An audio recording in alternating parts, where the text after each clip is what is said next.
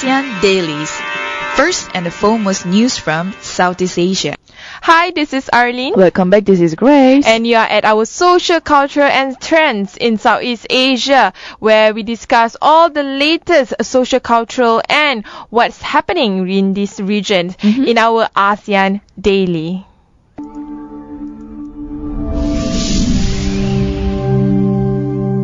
First news today, Buddha-shaped pears actually, the most popular in Vietnam for Lunar New Year. Oh my god, everyone just need to look at this picture. They really, really look like Buddha. Oh my god, yeah. I mean, they look like little chubby kids. Yeah. Which I don't know, is it a bit insane to actually eat kids? It really looks like that. And, well, Chinese farmer Gao Qinjiang, he created unexpectedly lucrative business with his Buddha-shaped pears, and where it was first put out in 2009, and now it's currently the best-selling fruit in Vietnam. Can you imagine that? I think it should be the best-selling pears in Malaysia as well. I mean, I don't mind buying it, although eating it will be another question altogether. So apparently, the New Year gifts of pears is in the likeness of Buddha. Is all the rage right now in Vietnam. Everyone wants to have a grab of it, especially in the markets of Ho Chi Minh City.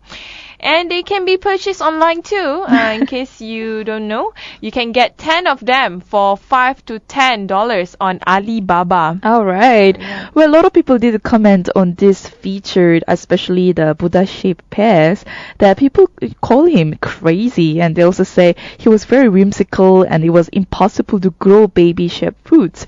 But he made it happen, and then it has become a bestseller in Vietnam. So I'm sure coming towards the Lunar year in 2016, a lot of people will even buy even more.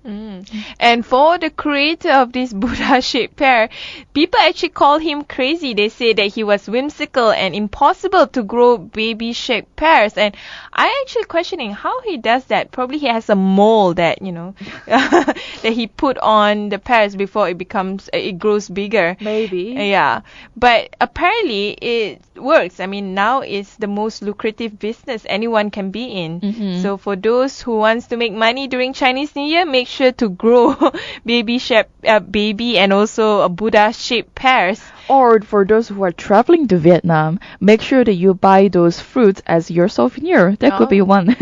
Yeah. And enough of the Chinese New Year fads. Do you know that in Brunei right now, there's a huge crackdown on the Chinese New Year, which is a total reverse on the rest of Southeast Asia, where people are celebrating Chinese New Year, especially the long holiday. That's correct. The country has imposed strict restrictions of this coming one of the biggest festive seasons on the performance as part of the incremental crackdown against non-Muslim culture and religious event in Brunei. And it was circulated around social media, especially that lion dance. It is a traditional Chinese dance that a lot of people are even dancing along with it, the music, the dance, the whole performance. Well, the lion's movement in the costume to commemorate various occasions, including Chinese New Year, that can only be performed for limited number of hours on just 3 days there, and only on the 3 premises: temple, school halls, and Chinese homes. So yeah, the performers are all the commercial establishments. Nice. Yeah, they just limited the performance platforms even. But I always love watching lion dance. I remember that day I was in one of the shopping malls in Malaysia, and they happened to have lion dance, with all the instruments, nice. The drum instruments and all. It was amazing, and there were a lot of tourists and people taking photos. I mean, it shows that Malaysia is such a multicultural society, and it's not just Malaysia. Brunei is a multicultural society, and it's said that they are halting such beautiful cultural activity. Exactly. So it comes with a lot of reasons from Brunei, but according to what we are discussing right now, is some were initially unsure about the extent to which these regulations will be implemented. But it just happened last year, December, that the government launched a similar crackdown against even Christmas decorations. So in Brunei, it looks like it's becoming more stricter than before when it comes to festive season. When even though all those festive the occasions have become very commercialized, still there are a lot of people who plan to celebrate. And especially Chinese New Year, it's not only celebrated by Malaysia or Singapore, it's a whole Southeast Asia regions that it's gonna celebrate this festive season. Yeah, that's true. But you want to know why they actually restrict the movement? Well, just a few days before the new rules were disclosed, imams warned in Friday's sermon that celebrations that were unrelated to Islam could entice Muslims to participate, leading them to commit tayabuh. The meaning is called imitation, and it may damage their akidah or their faith. And in fact, sometimes the excitement and fervors of the festivities are celebrated by the followers of other religious attraction, and entice some Muslims to want to participate and join in the merriment. It is feared that a casual following of this nature will lead to tayabuh and invariably taint the sanctity of the Muslim faith. Well, this was reported, and I don't know to how extent it will affect the Muslim faith. It's just a dance. Yeah, it's not even a religious festival to begin with. Can it even influence the faith and the belief they have been holding for past years or for the rest of their lives? And just because there are people are attending the lion dance or even celebrating with their friends, I don't think there could be a much change in the belief system. I'm just very confused right now because to me, Chinese New Year has always been about celebrating the New Year according to the Chinese calendar. It's like celebrating New Year according to Gregorian calendar, which is the 1st of January. It's just basically celebrating New Year, period.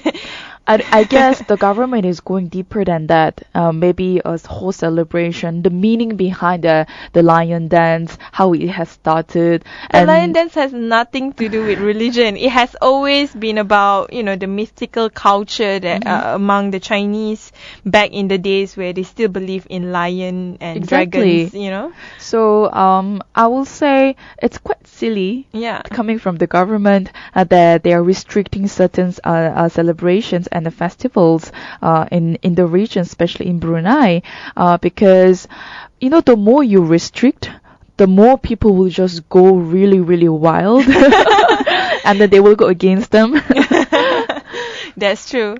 And another news that is going wild, is the battle between Grab and Uber. All right, so that's really wild. So Grab, or formerly known as Grab Taxi, is battling with Uber in the densely populated market of Southeast Asia. And in fact, Grab is winning the game among people in Southeast Asia. Well, that's very interesting.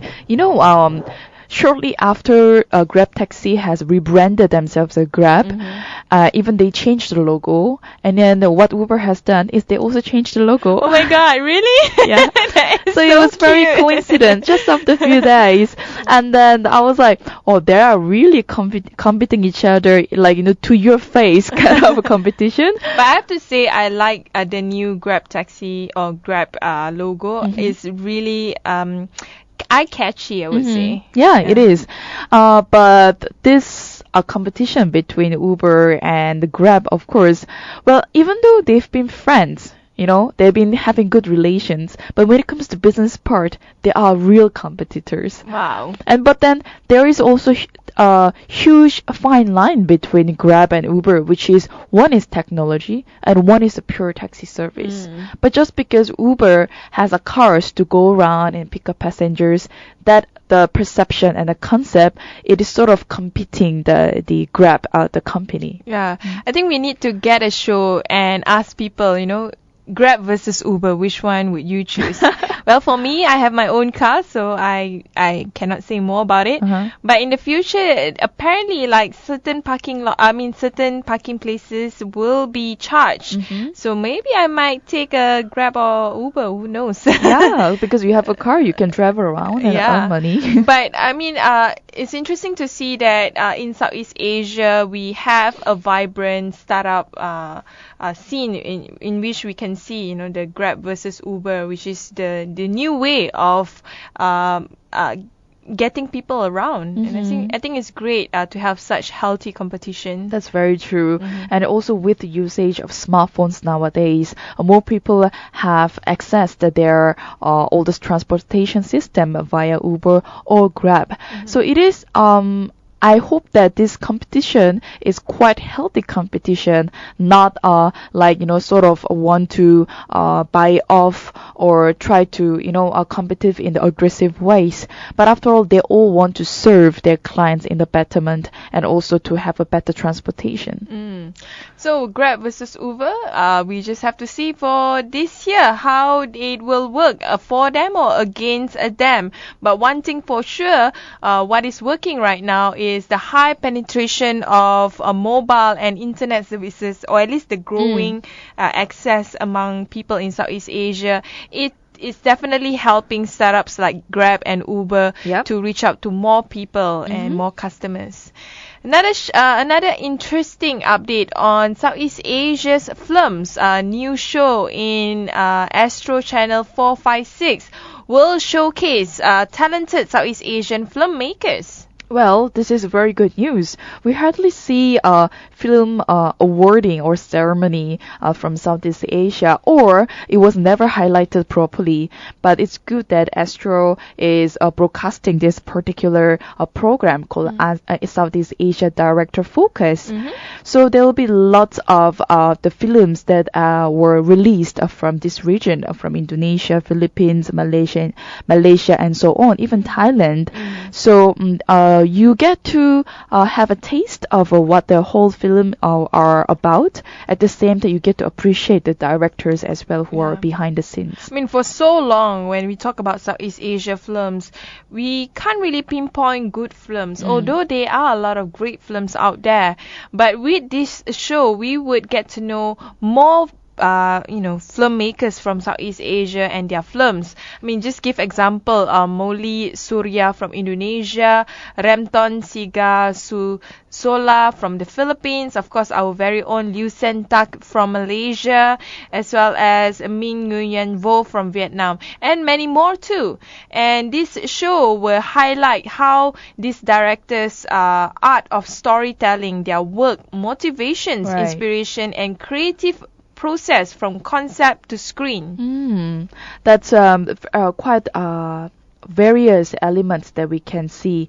So we hope that we can catch this program on Astro channel 456 soon, and also it is a way to appreciate our own ASEAN original films from our region.